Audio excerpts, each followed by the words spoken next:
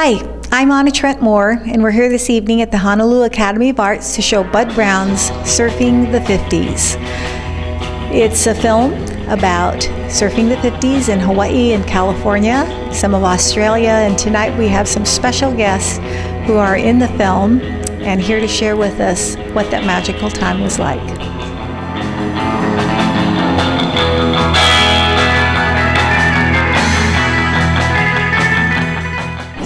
I'm Gina. And Gina's the film curator at the Academy of Arts, and she organizes the whole film festival.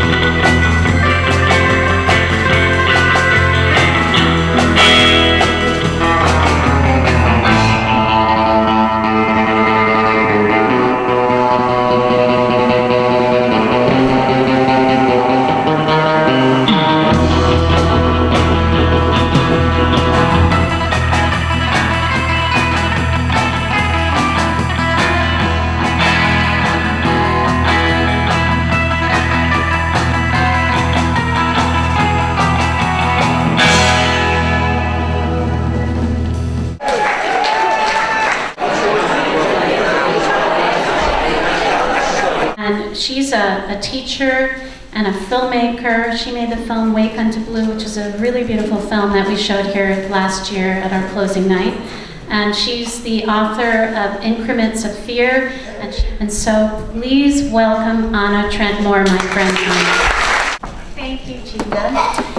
It is an honor to be here this evening. It dawned on me suddenly before we entered the room that I have not seen this film since the last time I was with Bud at an event. So tonight it's going to be very special because in a way it's like revisiting a time with Bud. But to quote a very dear friend, and I hope I get this right, the difference between a friend and an acquaintance is this. You know, an acquaintance comes to you and he says, let's go. And you answer to him, where? A friend comes to you and says, let's go. And you say, when? But this was Buzzy. I would like to think that everyone you're going to see tonight in this film, or hear them say when, because that's how they were. And while it is a film that is a collage of films that Bud loved and put together for us to see for years to come, for me, they're almost like home movies. So surfing the 50s, enjoy yourself. Bud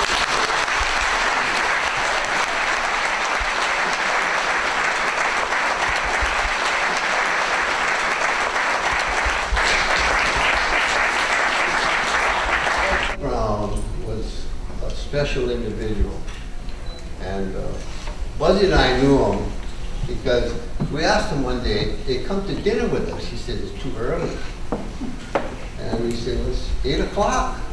It's still too early. So I found out that Bud had one meal a day. He started at about 11 o'clock and ended about 1 in the morning. That was it. You know, surfing is a lifestyle. It's a way of life. And we've all been fortunate to have had the privilege of experiencing it. I'm sure most of you still get in the water.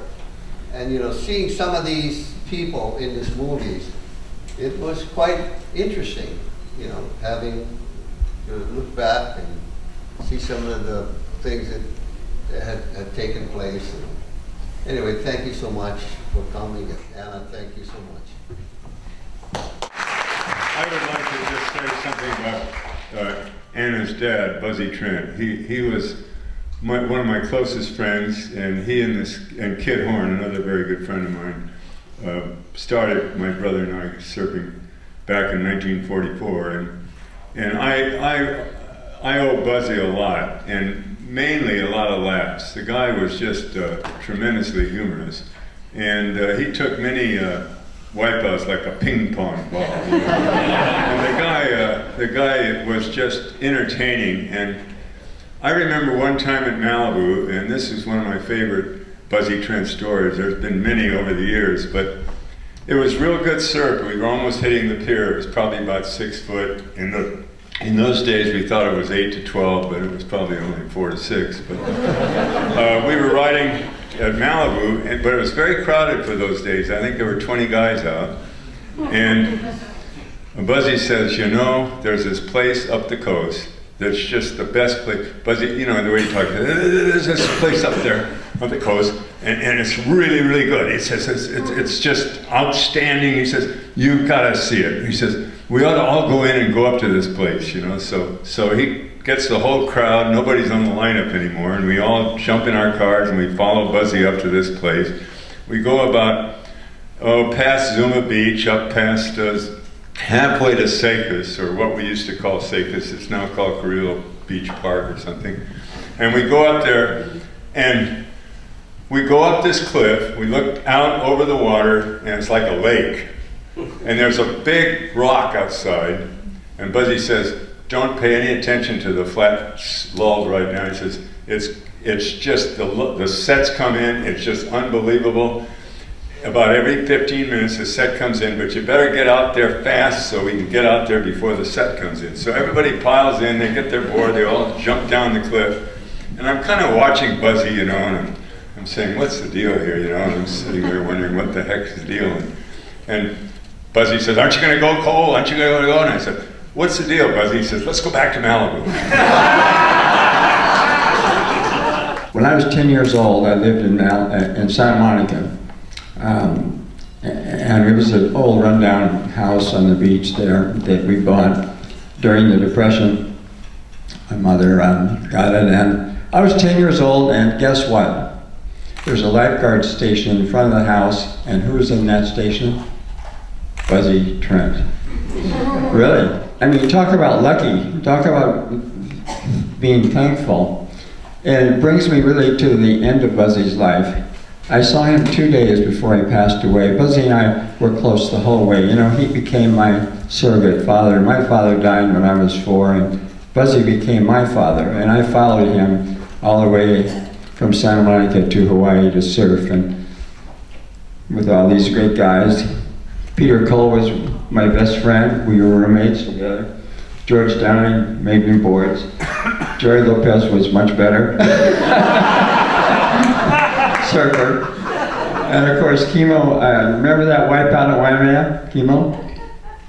That we took together? But you know what Buzzy said? He said, this is like 2 days now before he had a fall and was taken to the hospital, and it turned out he had stage 4 lung cancer, and he died 2 days later. But he said to me 2 days before he passed away, Ricky, be grateful.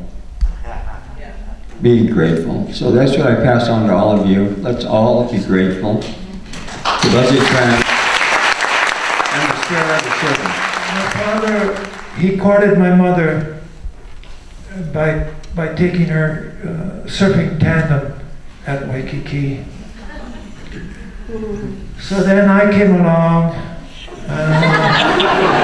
1958, the big waves that Uncle George then caught. Paul Guevara and I got in on it on the second day. So when I got home, I told my mother, I said, Mom, I surfed the big waves. And she said, you stupid ass.